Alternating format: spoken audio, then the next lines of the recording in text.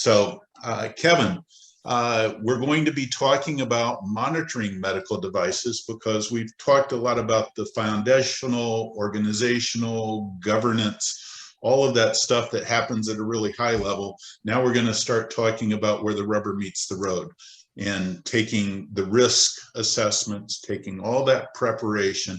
How do we monitor and how do we get that visibility into what's going on in the network and then respond to when bad things happen? So I guess my first question is, what foundation do we need to put in place in order to be able to properly monitor and respond to incidents that occur to medical devices?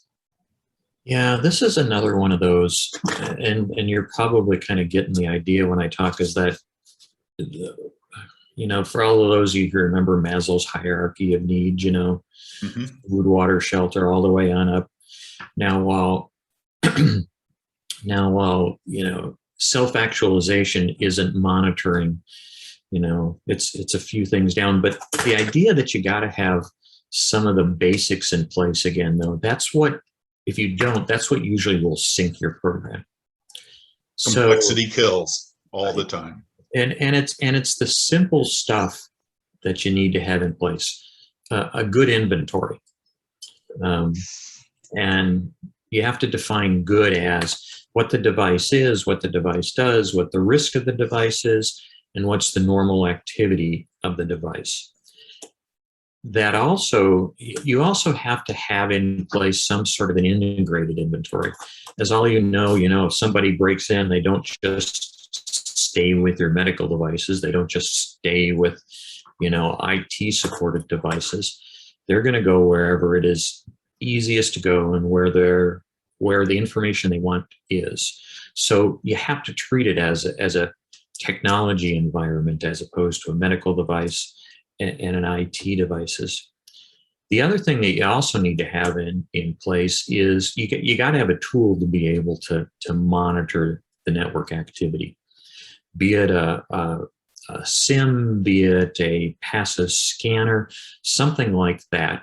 You need to have in place, as well as you need to have a defined response plan in place. Now, that defined response plan right now may not include medical devices. So, your medical device response plan may be, oh crap, call Biomed. But at least you have something then which goes on. And in the terms of being integrated, what you end up doing is actually integrating these additional devices with their uniqueness into what you currently have into your monitoring and your response environment. If you can build a monitoring environment for your medical devices and pick up some things, but you can't build a response plan for just medical devices and assume that it would work. Mm-hmm. So this really is, as much as we like to stay in our own lane, this is really an enterprise type of activity that you have to do. Both ways, if you don't have anything in place and you have to sort of build this de novo, it's a lot of work, but the advantages are is you get to build all those idiosyncrasies in place when you go forward. If you have a thing in place, if you have a response plan in place, you're going to end up with a lot of discussion about what does it mean to do the revisions and what does it mean to add extra people to it. And so you'll have to overcome just some general inertia with that. Sure. Yeah, and we've talked about getting the stakeholder support. You mentioned enterprise. The thing that comes to mind are all the silos that are involved in different aspects of medical device security, and bringing those together and drawing all of the best features, best knowledge, best skill sets from each of those departments and making that cohesive in a collaborative kind of environment. All of that needs to be in place before you even start constructing the playbooks as well. So the place to start with this, and I know, there's a bunch of, we got probably mostly security people and IT people on the line. So the place really to start if you're going to develop this, is to go back and start with your charge, your mission, and your strategy. If you've got something developed and in place, you should have some policies and procedures. You should have an organizational structure. You should have some. You should have the book somewhere. And if you go back and look at it, it will almost certainly talk about a good outcome is access to the system. And so here's a point of where you need to start pulling all that type of documentation and start rewriting that to really focus much more on a different good outcome. Access is one thing, but you're going to want to force up to the top patient safety and availability of care when you do this. If you actually think about it, this is going to be kind of heartless, but what's going to get your hospital in more trouble? Mm-hmm. Unavailability of a system, or the first patient in the United States to die from a ransomware attack. Mm-hmm. And quite frankly, you have the moral high ground when you start taking that strategy. So you need to take a step back, go from just a availability to a good outcome. That means you're looking at patient safety, you're looking at clinical workflow, and you're looking at how you're going to maintain that patient care as you go forward. So part of what you're going to do is, as you're pulling all of these policies and procedures, revising all of this material, is to go through and start making those changes. And those changes need to include not only the outcome and the mission, the charge, and the strategy, it also needs to include things like different organizational structure and a different management structure overseeing your monitoring response efforts. I don't know how many of you have actually done a response in an institution, but there's usually a fair amount of IT people in there, and you throw an administrator in and maybe legal. When you're starting to talk about where you start, and this is even back when you're doing the development of the mission, vision, strategy, and the charge in those, is you're going to need to greatly broaden a lot of the people who you're going to have to talk to with development and who are going to be involved in a lot of these. So you're going to have to round up people from biomed. You're going to have to round up people from areas that have medical devices but are not supported by biomed. You'll find that in research areas, you'll find that in radiology, you may find that in surgery, where they have their local technical experts. And you're going to have to start talking to some of the senior clinical people, just because you need to be able to have them help you with what some of these idiosyncrasies are with devices. So you got to talk about what's normal with the device, what's not normal with the device, and to be able to know what the impact of that device is. Because there's even to the point of where depending upon what the impacts are, you may even need to put the hospital on a diversion. That's not a response issue. That's not an incident response issue.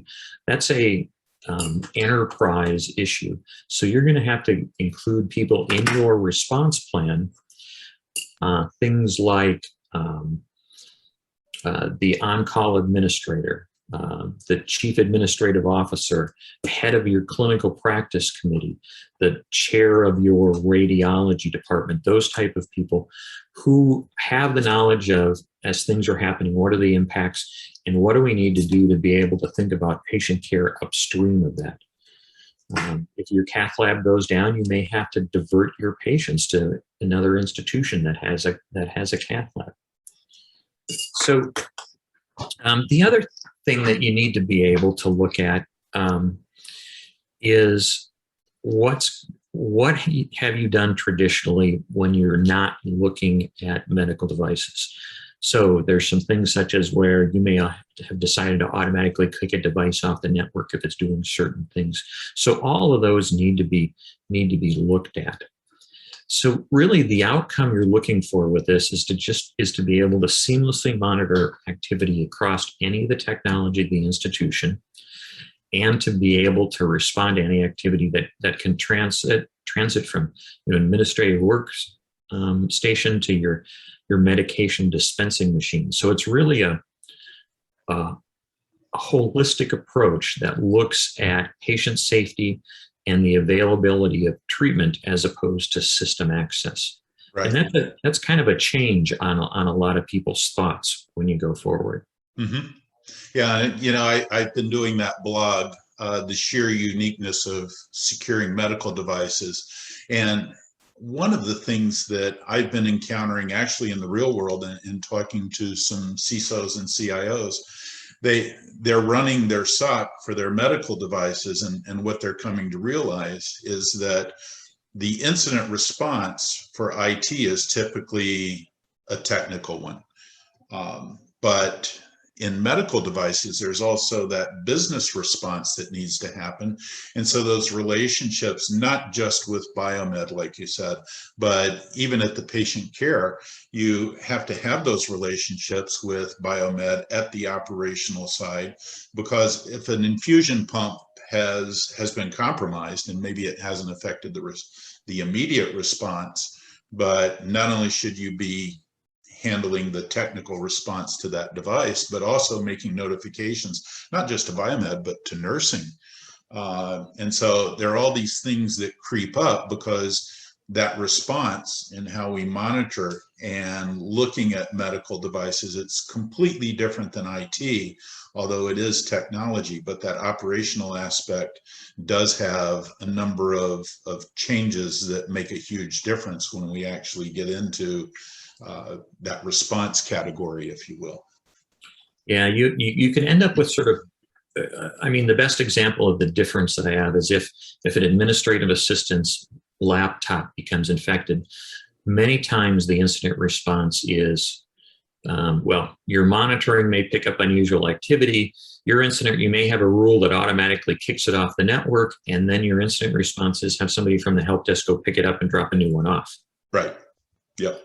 If you notice something and you get alerted on a device which is within patient care, your rules can't say kick it off, and you can't have your help desk go pick up the CT machine and bring it in for forensics. There's a whole complexity of decisions that need to be made as you go through this of, where is that device? Is it malfunctioning?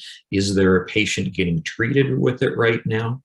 What are the impacts of not completing that exam or stopping that exam? So it becomes a much more of a patient safety thing than it is just a technical issue of, we'll just get the hardware and give them new stuff. Right. And before we go further, Kevin, I just want to remind everyone there are two buttons at the bottom of your screen. One is Q&A, and the other is the chat button. So we aren't monitoring chat. That's for you to talk amongst yourselves. But on the Q&A, if you want to post some questions, that's where we get some of our best questions. These are just the ones that Kevin's come up with that he thinks is pertinent, and I get to ask them. I throw a few in it from time to time. But really, if you have anything that's crossing your mind, it's probably on a lot of people's mind, just be bold, click that button and ask away, and we'll get to those. And if we don't get to all the questions, we'll be happy to put that in the show notes that we'll be sending and follow up to this as well. So Kevin, let's talk, I think two things. You mentioned the book. If you could talk a little bit about the book, but in the frame of reference of how that impacts really the nuts and bolts as we dig down into this. So this is the whole thing of where you should, for your monitoring and incident response, have a book which really walks you through how to do all of this stuff. My experience was during our responses, we actually had a cart, and that cart had laptops set up. It had network hubs in there so we could all gain access hardwired if we needed to. And there was also multiple copies of what the incident plan is, which includes paper templates as well as links to the online templates. Paper templates, obviously, because your systems may be down. So unless you back it all into that and document it, it's really hard to make an efficient and effective repeatable process. Right. As far as some of the nuts and bolts of actually the monitoring and the response, I'll break it into two: monitoring, and then I'll hit the response in a minute. So a lot of the things when we talk about the sort of the black box of medical devices, there are some things that fit really well into what you're doing with a lot of the other devices. So, for example, log collection. One of the things that some medical devices can do is to collect logs. You're going to want to be able to go find out which devices can produce logs, what's in those logs, and start getting all of those sent to your SIM. I can't tell you what those logs are going to look like, just because of the vast number of devices out there and the wide variation in what some of those logs are. But if you can get that data, start putting that into your SIM, just so you can really enrich your data set. Yep.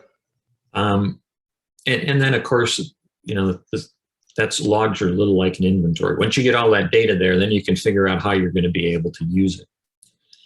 The second thing that you're going to need is some sort of passive scanning type of system, as opposed to, we've had that conversation about active scanning versus passive scanning. And most institutions have some type of active scanner. Depends upon how actively they use it, how much how much data they're able to get from it. But most institutions also are really leery about using that active scanner on medical devices.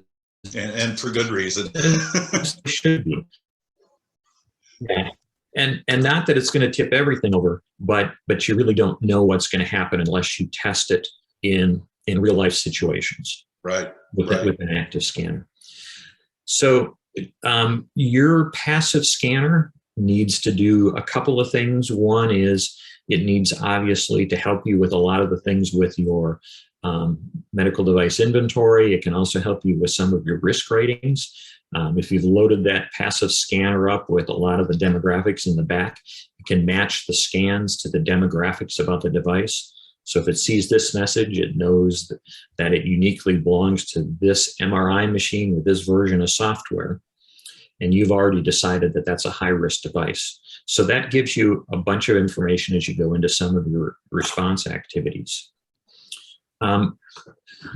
So the other part is that the logs and all the data from your passive scanner should be feeding into your SIM, as well as it should have feeding into your enterprise inventory.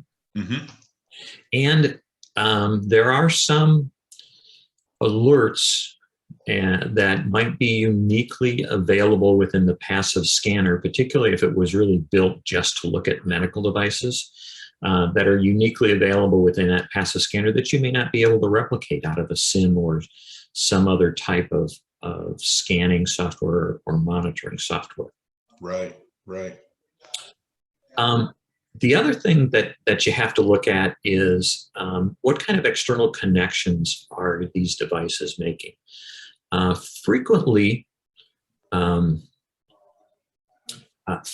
you'll end up with connections around the world from these medical devices. And part of that is because some of these medical devices are actually foreign companies, and some of these devices, manufacturers are foreign, and some of them have sent their support overseas. So it's not uncommon to see things like Canada, Netherlands, the US, etc., as well as start looking at some of the things like Singapore, the Philippines. One of the things, though, that you have to start looking at is, well, let me take a step back. Many of these are very vendor specific. Some of them are not only vendor specific, but device specific. So I hate to say this, but you almost have to run through them manually to be able to determine which one of your external connections are valid, and you can then mark as normal. Mm-hmm. So you're going to want to take a look at things there like, is it a country that it doesn't normally go to? Is it more data, less data than normally goes externally? You should also, if you're able to do inspection on that communication, determine if there's any PHI going out to those external communications. This actually is one that we have seen before, where you stick a passive scanner or monitor on something and start looking at external communications, and institution will see it out, beaconing out or communicating with some countries that are known for their aggressive cyber assaults, like China, Russia, etc. So it's a really important thing to do and to track. Yep. And let me interject. We've got a bunch of questions here, Kevin, and this is I think an important one that really came in before you started talking about it. Sean asked, and I'll paraphrase it here, but can you talk a little bit about building those integrations with, the SIM, the third-party solutions, the manufacturers, monitoring devices, and how that factors into the growth of the maturity? This all goes back to, we started out talking about having to deal with this in a holistic approach. And so having the ability to be able to have your passive scanners and your active scanners being able to feed any inventory updates into your enterprise inventory, to be able to feed any of those things into your biomed inventory, and then being able to have those have the information, the complete information about the whole environment is extremely important. And again, there's all of that data and that specific knowledge that has to go into things like your SIM. If you don't have your monitoring systems, if you don't have your inventory systems, if you don't have a lot of your other business like ticketing systems integrated, it makes this extremely difficult. And it's very difficult to be able to do a response, because you need to, if you're tracking where the hops are going, if you don't have that combined and integrated inventory, if you don't have that combined and integrated monitoring sources, you won't be able to do that. Right. And when you're talking about scanning, depending on whether you're on the network or security side, there are different types of scanning. There's that inventory level scanning where you're not going after the vulnerabilities. And I know that some hospitals are pursuing that with an active scan and then blending the vulnerability and ongoing incident types of alerts for what they're doing on the passive side. There are a lot of really great tools. MedScan from MedSec is one of those tools. But some really, really good tools that are purpose-built for medical devices, and some add a flavor of IT on that. Some of the IoT vendors are blending back there. So there are a lot of tools, and that comes to that preparation. That brings us to the next question, which is the metrics. We talked about metrics in detail last month. Talk about the key metrics that are important to give confidence around the monitoring and the response. What does that look like? So to look at metrics for monitoring, you need to be able to clearly articulate the number of devices that are being monitored and the number of parameters that you're monitoring per device as you go forward. It really is a scary thing. If somebody says, well, are you monitoring? You say yes. And if their next question is, out of the X number, 300,000 devices, how many of them are you monitoring? How many of them are you monitoring for some basic types of activities? If that number is less than the total number, then that's a really bad metric. Yeah. Response metrics are hard to capture just because they're so big. And the question then is, what do you capture? You don't want to capture counts, because if you're doing a count of incident responses you have during a year, well, you got other problems rather than just trying to figure that out. But in responses, cost is very commonly one, downtime is commonly another one. And to be able to look at those against, particularly the cost, against some of the national benchmarks. An example is not an incident, well, actually with incident response was an outcome. But, there was one of where if you have a CISO, you're able to, your incident response costs decrease per record by quite dramatically as you go forward. So those are the types of things that you're going to want to be able to see in there. Yeah. We did have one question that's fairly technical. I think I'd like to put that off. Arvin, we're going to postpone the remote monitoring question because I think it'll be easier to get that across in a written response, and we'll put that in the show notes to follow up. But Kevin, along those same lines, and the questions are rolling in your experience, are HDOs, are the hospitals interested in the manufacturers providing real-time monitoring capabilities for connected devices? And if yes, which of course they are, what do you see as critical that we should be looking toward the manufacturers for providing? Well, the manufacturers and what they do are all over the place. The large, and this is an interesting one too, of where part of this change as you go forward is how do you integrate manufacturers into your incident response plan, all the way from do your manufacturers put out vulnerability reports? Can they give you an SBOM? Can they give you what normal traffic is like? One of the things you should also do with the vendors in terms of monitoring is contractually require them to do their own internal monitoring.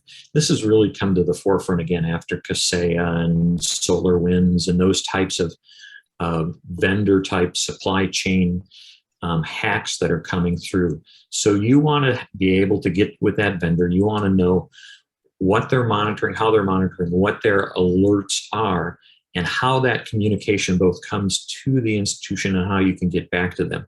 One of the things you should have in your response plan, as one of the chapters in the books of contacts are, who are your vendor contacts, what's their roles and responsibilities, and what is the extent of their activities? Because part of what, as you're doing this, again, part of the nuts and bolts is not only with the vendors, but you need to look through all of your monitoring and rules that you have set up when you start adding these. Because again, it's a different use case when you add these in here. So you're going to have to start looking at things like, are there different indicators of compromise that you're going to have to write rules for? Are there different levels of alerts that you want between a office blood pressure cuff to a ventilator that a patient has? And how do you respond those? So as well as part of that monitoring, we talked about the vendors monitoring their own things coming in. You need to also monitor the vendors. So you need to explicitly capture any of the vendor communication that's coming in, and somebody explicitly needs to review what's done and build in a communication process with your vendor that they're going to be coming in and doing things. If you don't, then again, this is a thing of where you really have to look at a supply chain issue when you go to that. Right. Yeah, and we're getting a couple of questions here around, I guess the polite way would be, how do you persuade the manufacturers to start building these tools into their technology? And I'm going to answer part of that from the MedSec approach, because we do have so many people involved in industry standards organizations. A lot of this is bringing not just institutional pressure, and I'll let you talk about that, Kevin, but get involved in HISAC and Archimedes and AMI. we've got a number of people not just participating at MedSec, but on those leadership positions in those committees, both on the manufacturer side and the hospital side. So if you'd like to get involved, grab me on LinkedIn or send me an email in response to what I send out. We'll be happy to put you in touch with the people in all of those organizations who can not just bring institutional pressure, but also industry pressure to the manufacturers. And we won't even get into legacy devices and the hopelessness of that. But Kevin, going back to some of our earlier sessions, let's talk about the vendor onboarding and procurement aspects of this, and getting the manufacturers to help them secure their devices. Yeah, I'll be honest with you. This is a hard problem without a really good solution. If you're a Mayo Clinic, a Johns Hopkins, a Kaiser, there are various things that you can do strictly based upon your annual spend, and just straight off the bat. I mean, so if you're spending $50 million a year with them or have upcoming purchases, your influence will be greater. Mm-hmm. So that's one way to do it. And a way to flex that influence is through contractual requirements for the vendor to do that, as well as set up some regular type of vendor institutional oversight group, which would also include some things like the security as you're going forward. If you're a smaller hospital and you've got one 8-year-old CT machine, man, I'll be honest, you're going to be in tough shape. Your best chance then is to be able to start working with some of the groups such as, again, HISAC, the American Hospital Association at a big level is another one that you can look at. The FDA, those organizations to be able to try to turn the corner on it. And even then, as you start getting towards some of the, as we're talking legacy devices, the vendors may not even be in existence anymore. Sure. Yeah, and that brings up a whole different set of issues. We'll probably be talking about that next month, amongst other things. But yeah, again, get with me, bringing that industry pressure to the manufacturers. I've been conceptualizing the idea of an industry shared security lab that we could all participate in, and that would be a vehicle as well. And so if you'd be interested in hearing more about that, contact me, and we can talk about the concepts behind that and how we could leverage that. That's completely different than what UL is doing in some of the other security labs. This would be more practical, real world, addressing the incident response kinds of issues that we have to attend to. And get vendor involvement and manufacturer involvement as well. Before we move off of monitoring, I do want to throw a couple other things in that before I forget them here, because that happens fairly.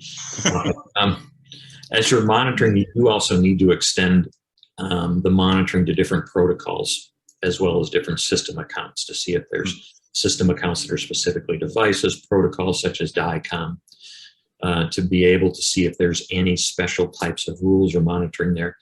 The one thing that is interesting, if you go back and you look at the cause of most breaches, insider threat is a very, very common one.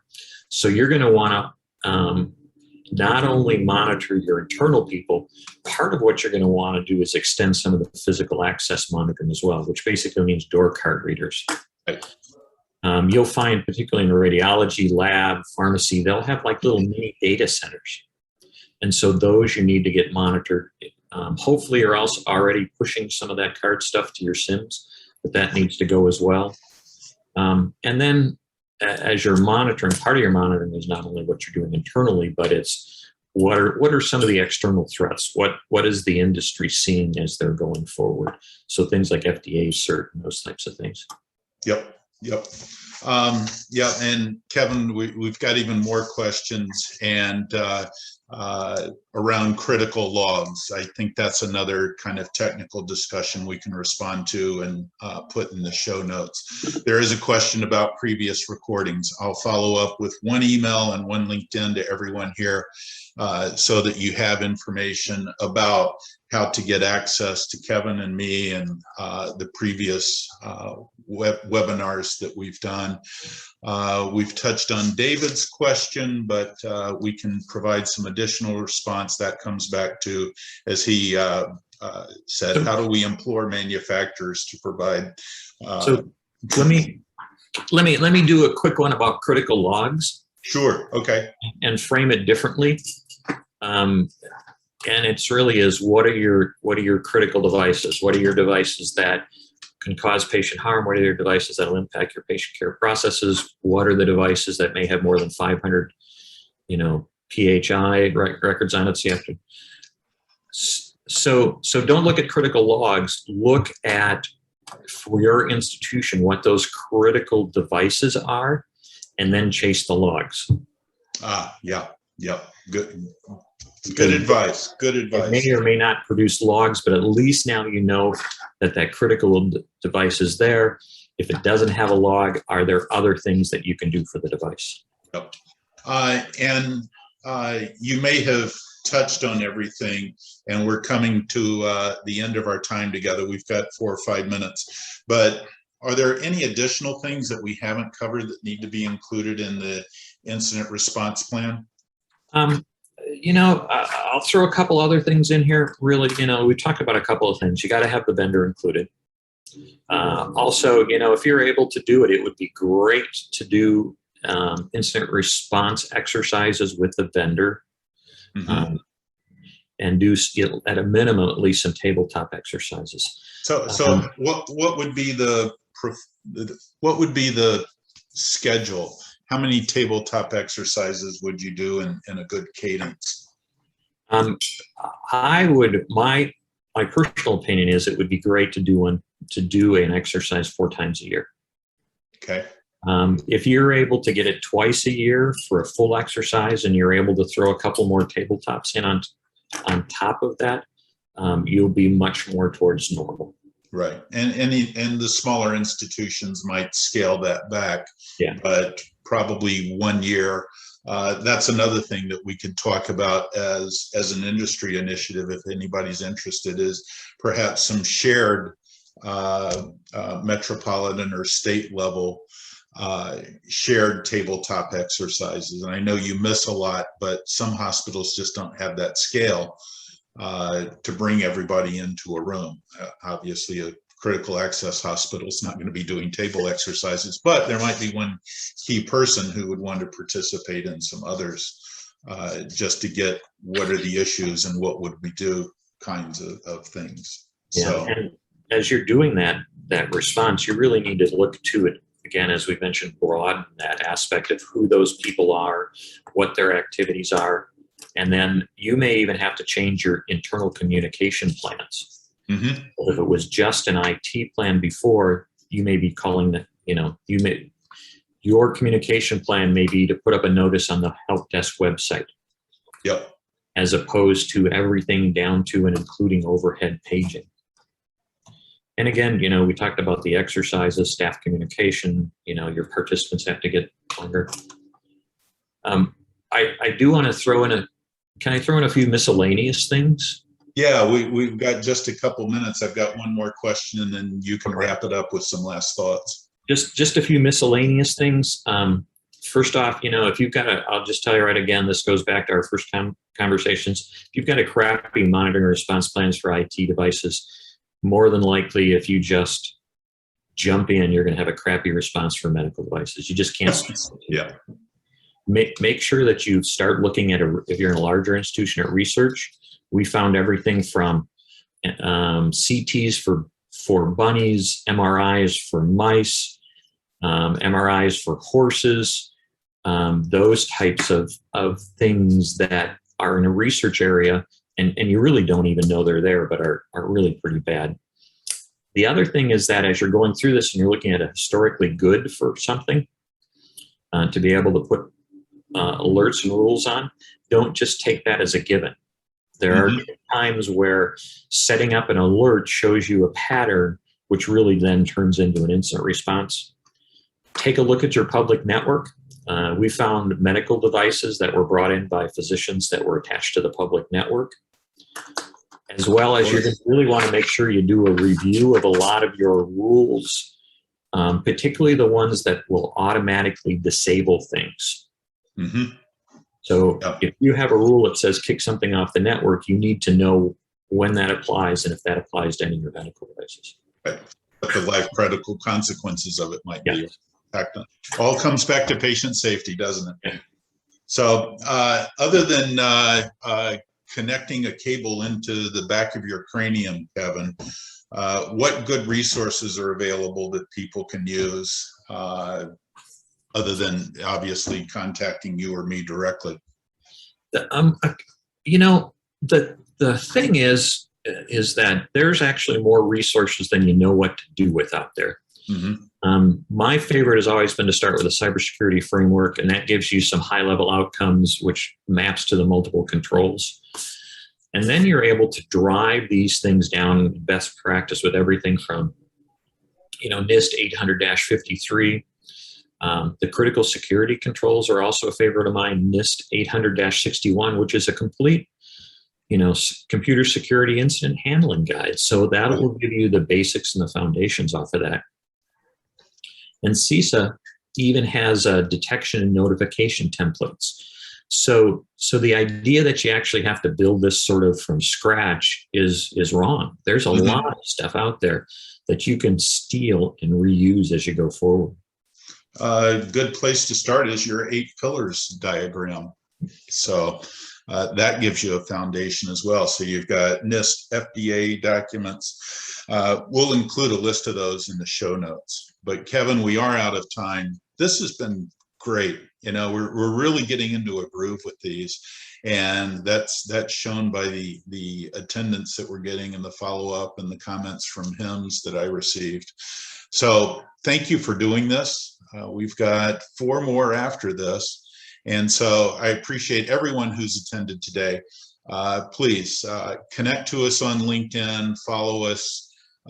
We love the interaction, not just in this session where it's one way and I'm reading some questions, and thank you for the questions, but really, let's interact. Let's raise all the ships in the harbor together and really build the rewarding aspects of this. Any last words, Kevin, and then we'll sign off.